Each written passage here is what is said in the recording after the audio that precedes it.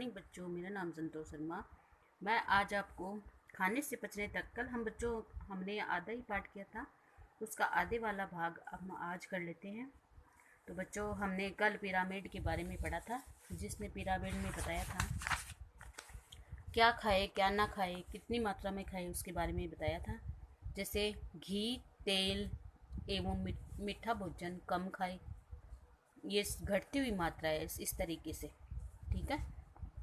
सीमित खाए, सीमित खाने में क्या है बच्चों? दूध, दही, छाछ, पनीर, मक्खन आदि, मछली, मांस, मूंगफली आदि।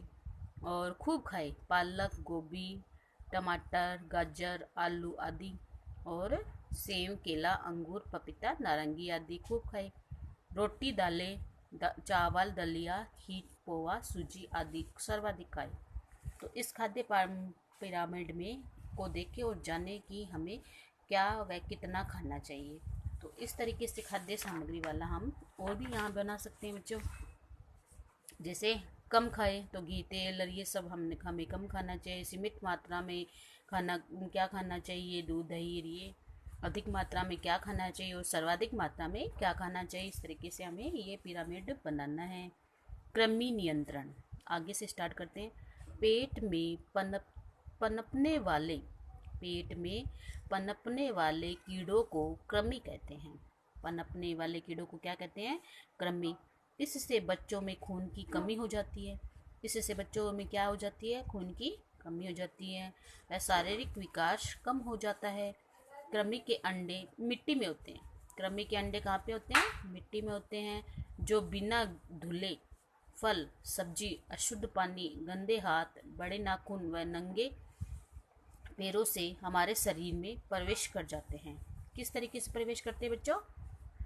ये मिट्टी में होते हैं अंडे इसके, जो बिना धुले फल, जो बिना धोए हुए फल खाते हैं, उसमें सब्जी, अशुद्ध पानी, गंदे हाथ, अगर गंदे हाथ है, बड़े बड़े नाखून है, वह नंगे पैरों से हमारे शरीर में ये प्रवेश कर जाते हैं। इस हेतु राज्य सरकार द्वारा कृमि नियंत्रण कार्यक्रम चलाया जा रहा है। कृमि नियंत्रण कार्यक्रम चलाया जा रहा है। इसके अंतर्गत बच्चों को एल्बेंडाजोल, जो कृमि नियंत्रण की गोली है उसका नाम क्या है? एल्बेंडाजोल गोली दी जाती है, जिससे कृमि नियंत्रण में मदद मिलती है। नीचे दिए गए चित्रों में कृमि संक्रमण से बचाव के तरीके दर्शाए गए हैं। तो सबसे पहले यहाँ क्या दिखा रखा है? को नेल, बड़े जो नेल है उसको नेल कटर से हमें क्या करना चाहिए? कट करना चाहिए। चप्पल पहनकर बाहर घूमना चाहिए और डंडी से हमें मटके से पानी लेना चाहिए। ठीक है। और सब हाथ को अच्छे से साबुन से धोना चाहिए। ठीक है। और जो भी हम फल फ्रूट खाते हैं उनको भी हमें धो के साफ करके खाना ही चाहिए। चर्चा कीजिए। ऊपर के चित्र को देखकर कक्षा में चर्चा कीजिए। हमें ऐसा क्यों कहा गया है? स्वच्छ शौचालय का प्रयोग करें। स्वच्छ शौचालय का प्रयोग यानी गंदगी, जहाँ गंदगी होती है वहाँ पर हमें शौच नहीं करना चाहिए, क्योंकि वहाँ पर क्या होते हैं? कीड़े होते हैं जो हमारे शरीर में प्रवेश कर जाते हैं। जूते चप्पल अवश्य पहने।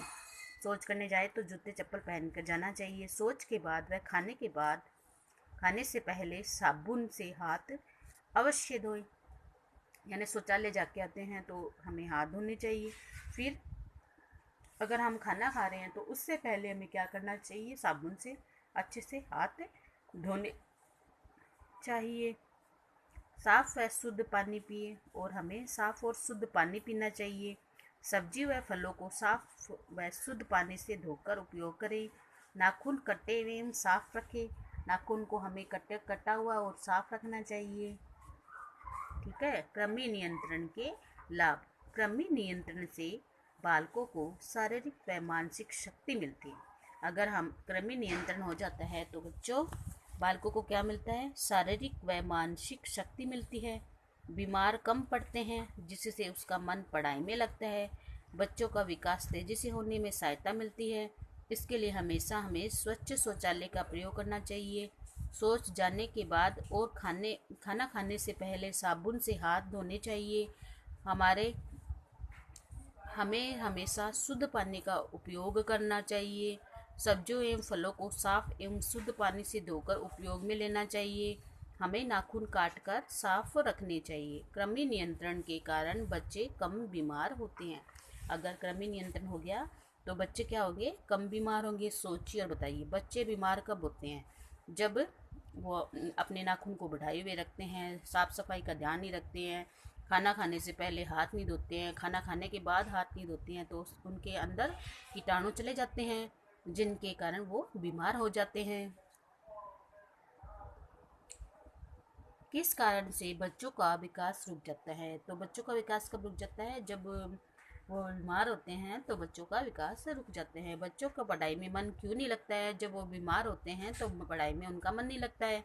कृमि नियंत्रण से बच्चों को क्या क्या लाभ होते हैं? कृमि नियंत्रण से बालकों को शारीरिक व मानसिक शक्ति मिलती है, बीमार कम पड़ते हैं, जिससे उनका मन पढ़ाई में लगता है, बच्चों का विकास तेजी से होने में सहायता मिलती है।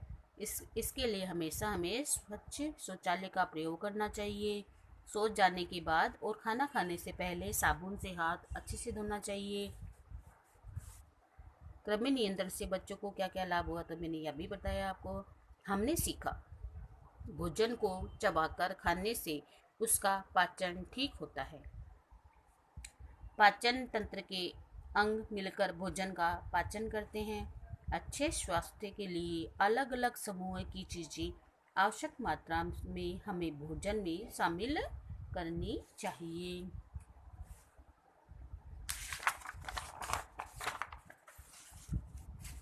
जाना समझा बताइए। एनीमिया हो जाने पर गोली का पूरा नाम। तो एनीमिया होने पर फोलिक एसिड की गोली हम लेते हैं। कृमि नियंत्रण के लिए गोली कौन सी? एल्बेंडाजोल। खून की कमी को पूरा करने के लिए भोजन में हमें पत्तेदार सब्जियां खानी चाहिए, बादाम खाना चाहिए, केला खाना चाहिए, गुड़ खाना चाहिए, है ना। पाचन तंत्र का नामांकित चित्र हम बना सकते हैं बच्चों।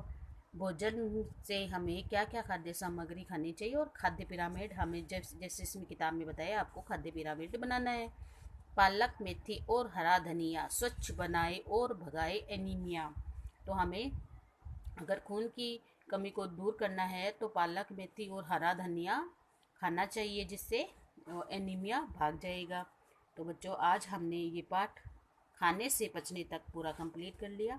इनके क्वेश्चन आंसर आपको कॉपी में सुंदर सुंदर करना है और बुधवार और शनिवार को स्कूल में आकर अपनी कॉपियाँ चेक करवानी है। धन्यवाद।